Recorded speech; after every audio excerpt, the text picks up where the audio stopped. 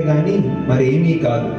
ఒక మనిషిని గొప్పవాడిగాను మరొక మనిషిని బలహీనుడుగాను అధముడుగాను చేసేది శ్రద్ధే. కాబట్టి ఆ శ్రద్ధ మీలో ప్రవేశించాలి. శ్రద్ధ అంటే విశ్వాసం, మీపై మీకుండే విశ్వాసం. అవి నా పరిభ్రాజక రోజులు. హిమాలయాల్లో వెళ్తున్నప్పుడు నేను ఒక వ్యక్తిని కలవడం జరిగింది. ఆ వ్యక్తి ఎలాంటి పరిస్థితులను ఎదుర్కొన్నాడో, ఆత్మవిశ్వాసాన్ని ఎలా కోల్పోయాడో ఒకసారి చూద్దాం.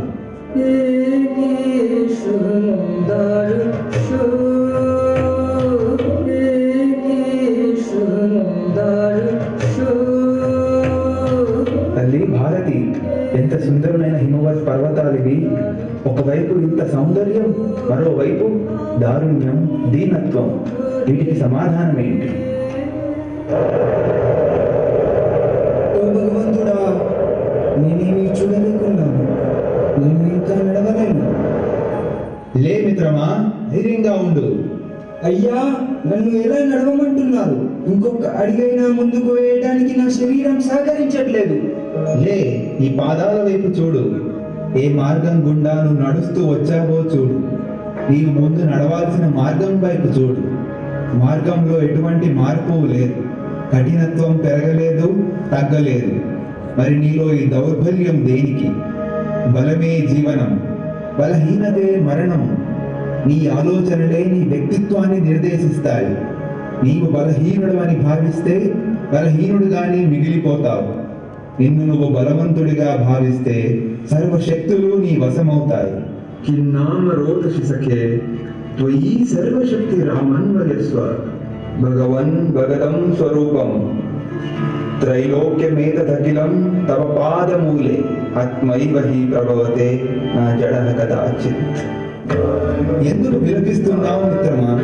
సర్వశక్తులు నీలోనే ఉన్నాయి. నీ తేజోమయమైన వ్యక్తిత్వాన్ని మేల్కొల్పు.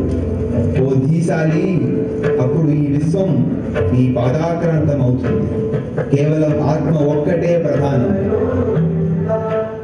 ఇది నాకు భారతదేశం నుంచి అమెరికా దిశగా సాగిన నా ఈ ప్రయాణంలో టాటా గారితో నా పరిచయం మరియు మా మధ్యలో జరిగిన సంభాషణం తనలోని భారత జాతి పట్ల ఉండే బాధ్యతను తట్టి లేపింది.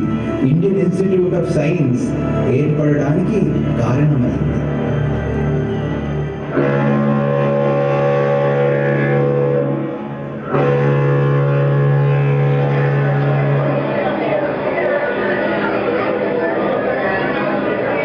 నాకెంతో సంతోషంగా ఉంది మరియు కొంత ఆతృత కూడా కలుగుతుంది.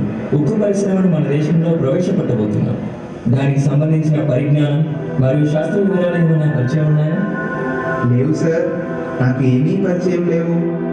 లోహశాస్త్రం, అదే మీరు గ్రహించాలనుకుంటున్న శాస్త్ర వివరములు. మీరు చూడడానికి ఒక మహా సాధువులాగా కనిపిస్తున్నారు. మీరు ఎవరో తెలుసుకోవచ్చా? భారతదేశంలో నన్ను స్వామి వివేకానంద అంటారు. నా పేరు జంషెడ్జీ టాటా. నేను ఒక వ్యాపారవేత్త. అవునా? ఇంతకీ మీరు పాశ్చాత్య దేశాలకు వెళ్ళడానికి గల కారణాలేంటి?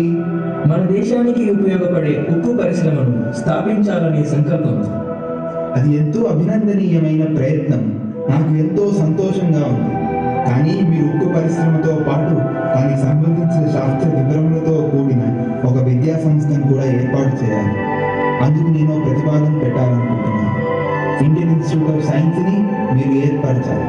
అది మన దేశానికి ఎంతో ఉపయోగపడుతుంది. రండి, మీకు తారతమ్యాలు వివరిస్తాను. మన దేశంలోని వేద సంస్కృతి సాంప్రదాయాలు, మరోవైపు పాశ్చాత్య దేశాల్లోని సాంకేతిక విజ్ఞాన పురోగతి, పాశ్చాత్య దేశాల్లోని పోకడలు, మరి మన వైపు నిస్సహాయత, నిస్పృహలు. వీటికి సమాధానం ఏంటి? ముందుగా మనిషిని ఉత్తేజపరచాలి. ఆ తర్వాత తన అస్తిత్వాన్ని నిలుపుకునే దిశగా కష్టపడే స్వభావాన్ని నేర్పించడం. శరీరంలో లేని దృఢత్వం, హృదయంలో లేని ఉత్సాహం, మెదడులో లేని నిజతత్వం మనిషిని ఏం సాధించగలరు? కేవలం జీవోత్సవంగా మిగిలిపోవడం తప్ప. తద్వారా మనిషిలోనికి ప్రాణం పోయాలి. ఈ దేశాన్ని తిరుగులేని వేద మంత్రాలతో మేల్కొల్పుతాను. అందుకు నా జీవితం సర్వస్వం అంకితం. ఇది కేవలం మనిషిలోని శ్రద్ధను జాగృతి పరచడం వల్లనే జరుగుతుంది. శ్రద్ధ, విశ్వాసం, ఆత్మవిశ్వాసం. అలా స్వామి వివేకానందుల వారి స్ఫూర్తితో మొదలైన ఇండియన్ ఇన్స్టిట్యూట్ ఆఫ్ సైన్స్ 1903 సంవత్సరంలో ఏర్పడబడింది. అది మన దేశానికి ఎంతగానో ఉపయోగపడుతూ విజ్ఞాన సాంకేతిక పరమైన విషయాలను అందిస్తోంది. శ్రద్ధానుగుణంగా నా అనుభవాలను కొన్ని మీ ముందుంచాను. శ్రద్ధను పరిచయం చేయడమే నా ప్రయత్నంగా సాగింది. బలం మరియు శ్రద్ధ ఒకే తాటిపై నడుస్తూ ఉంటాయి. బలమే జీవనం, బలహీనతే మరణం. సర్వ ఉపనిషత్తులు మరియు వేదాల సారమే ఈ బలమే జీవనం, బలహీనతే మరణం. ఎంతో ప్రాచుర్యం చెందిన ఒక ఉపనిషత్ వాక్యం.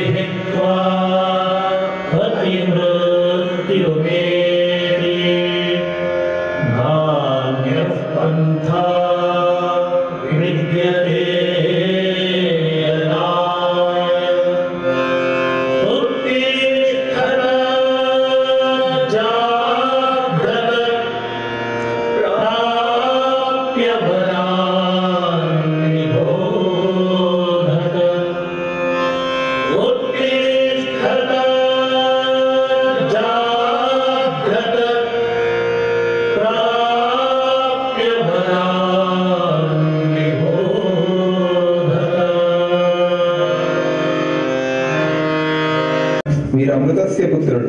ఎంత మధురమైన నామం, ఎంత అసాజనకమైన నామం. మిమ్మల్ని అలా పిలవడానికి నాకు అనుమతినివ్వండి. దివ్యత్వం మీలోనే ఉంది. ఏ మనిషి అయినా, ఏ దేశమైనా ఉన్నత స్థితికి చేరుకోవాలంటే ఈ 3 గుణాలు అవసరం. మంచితనానికి ఉన్న శక్తి మీద అఖండ విశ్వాసం, అసూయ, అనుమానం లేకుండా ఉండడం. 3వది మంచితనంతో మెలుగుతూ మంచి చేయాలనుకునే వారందరికీ మంచి చేయడం. నా మాటలు నమ్మడానికి సాహసిస్తే మీలో ప్రతి ఒక్కరికి భవిష్యత్తులో ఉజ్వల దశ ప్రాప్తిస్తుంది. అనంత శక్తి భాండాగారం మీలో ఉంది. మీరు భారతదేశాన్ని పునర్నిర్మించగలరు.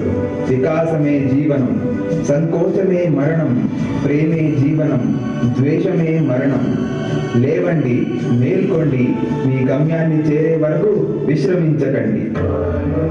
లేవండి, మేల్కొండి, మీ గమ్యాన్ని చేరే వరకు విశ్రమించకండి. లేవండి, మేల్కొండి, మీ గమ్యాన్ని చేరే వరకు విశ్రమించకండి.